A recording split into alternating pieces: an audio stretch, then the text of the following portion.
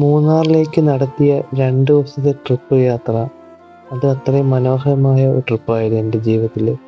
അതിലെ ഈ ചെറിയ വീഡിയോയിൽ വലിയ കഥകളാണ് ഞാൻ നിങ്ങളുടെ മുമ്പിൽ പറയാൻ പോകുന്നത്. ഈ ഒരു ട്രിപ്പ് ഞങ്ങൾക്ക് ഒരുപാട് സ്വപ്നങ്ങളും ഒരുപാട് കാഴ്ചകളും നൽകിയ അത്രയും മനോഹരമായ ട്രിപ്പാണ്. Welcome to Ansar vlog and videos.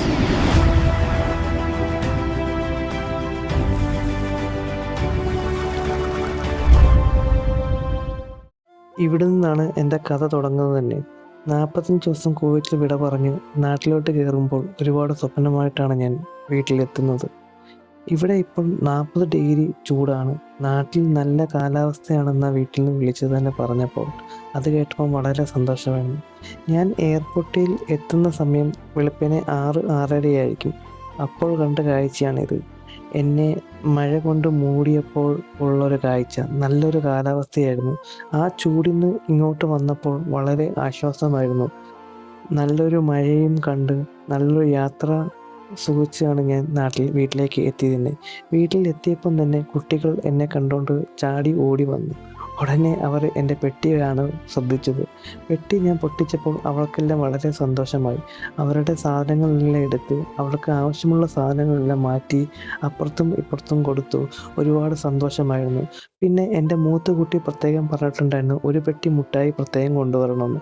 അങ്ങനെ ഞാൻ കുവൈറ്റിൽ നിന്ന് വന്നപ്പോൾ ഒരു പെട്ടി മുട്ടായും കൊണ്ടാണ് വന്നത്. ആ പെട്ടി പൊട്ടിച്ചപ്പോൾ അവരുടെ കണ്ണിലുള്ള സന്തോഷം അത് ഞങ്ങൾക്ക് പ്രവാസികൾക്ക് അവകാശപ്പെട്ടത് മാത്രമാണ്.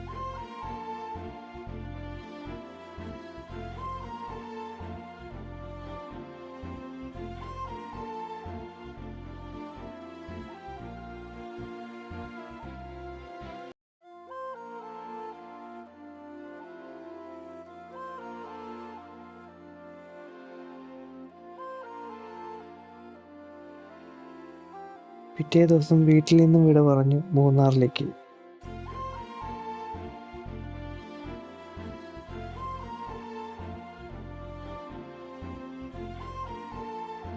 ഈ യാത്ര അവർക്ക് വളരെ സന്തോഷമുള്ള യാത്രയായിരുന്നു.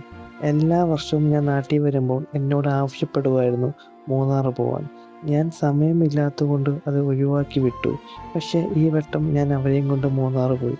അത് അവരുടെ സന്തോഷം അവരുടെ മുഖത്ത് ഞാൻ കാണുന്നുണ്ടായിരുന്നു. എൻ്റെ കൂടെ ഈ യാത്രയിൽ എൻ്റെ കൂടെ പങ്കിടുന്ന വേറൊരു ഫാമിലിയും കൂടെ ഉണ്ടായിരുന്നു. ആ ഫാമിലിയും മൂന്നാറിൻ്റെ പുതിയ വിശേഷങ്ങളുമായി ഞാൻ അടുത്ത വീഡിയോയിൽ വരാം.